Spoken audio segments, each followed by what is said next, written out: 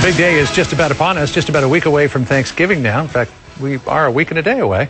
The start of the busiest travel time of the year. AAA is forecasting a double-digit increase in Thanksgiving holiday travel from last year. And can you still get a great deal if you've waited this long before planning your Thanksgiving travel? Well, let's find out. Genevieve Shaw Brown is a senior editor at Travelocity, and she joins us now. Good to see you this morning. Thank you for having me. So can you get a deal out there? You can. But you have to know what a deal is and be flexible to get it. So here are the facts. The average cost of a round-trip domestic ticket over Thanksgiving weekend is $378. Consider that the price to beat. If you're getting something in that price range right now, you're doing pretty well. Be as flexible as possible. Avoid Sunday and Monday returns. They're going to be by far the most expensive days. If you can travel on Thanksgiving, that'll save you a bundle as well. And connecting flights, hate to say it, not as convenient, but generally a lot cheaper. Because nobody travels on Thanksgiving morning. Everybody wants to be in place for Thanksgiving morning. So Exactly. There are probably flights that go wanting that day. Oh, absolutely. And especially if you can fly very early in the morning and still get to your destination in time for turkey dinner at grandma's house or wherever it is that you're going to end up. You can not only save money, but the airports are generally very quiet. You may even find an empty seat next to you to stretch out a bit, something we haven't seen in recent months at all. So you might want to take advantage of that. I used to fly a lot on Christmas Eve from New York to Washington, and the flight was empty. Yep, and that will still be the case. Go on time, yeah. That'll be the case this year. When you say $378 as an average, I assume that the distance traveled will also depend on your price of your ticket will also depend on the distance traveled. Definitely, definitely. So, flights from, say, New York to LA are probably going to be a little bit more than that. Say, going from Atlanta to Orlando, a little bit less than that. So, but that's a good gauge to know if you're getting a decent price. You know what's interesting? I have relatives in San Diego, and just for fun, I checked it out, and I found a ticket for $333 all the way to San Diego. My daughter goes to school in Charleston and lives in Washington.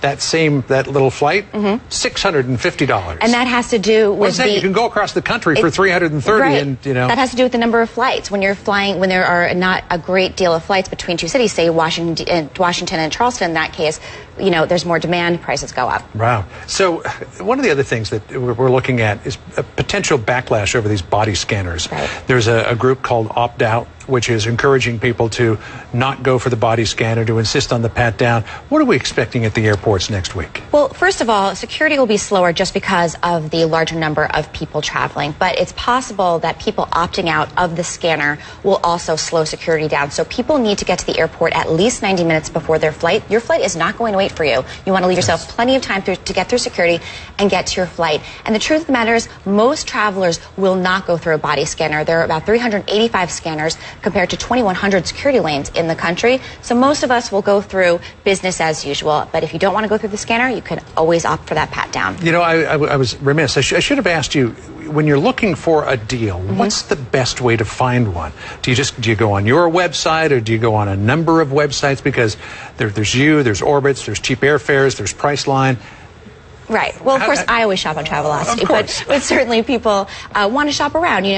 People want to travel again, but they're still very conscious of their travel dollars. So shop around, see where you're going to get the best price. But the most important thing, no matter where you purchase, is to be flexible. Be flexible about not only your dates, but about the airports you're willing to fly into. Say you want to take a trip to Miami, don't forget to check out West Palm Beach and Fort Lauderdale, very close by, and often cheaper fares. All right. And coming up, of course, everybody goes shopping on Black Friday. Black Friday on the internet, I'm hearing that there are going to be some hotel deals, not for that day, but for future travel. That's right. Actually, Travelocity is having a sale. It's going to be Travelocity.com/Black Friday. It's a one-day sale. So expect to find things like hotels in the Caribbean, Turks and Caicos and Jamaica with free nights, hotels in Hawaii, 50% off, Chicago, 40% off. But, it's not just Travelocity. There's going to be a lot of travel sales that day. So for people who want to travel in December and even well into 2011, take advantage of those deals. By booking early, you're going to lock in the lowest price. So the bad economy, despite the fact that it makes it more difficult for people to travel, at least there may be some deals out there. Definitely. Genevieve, thanks for coming in this morning. Thank you. It's good to see you. Kieran?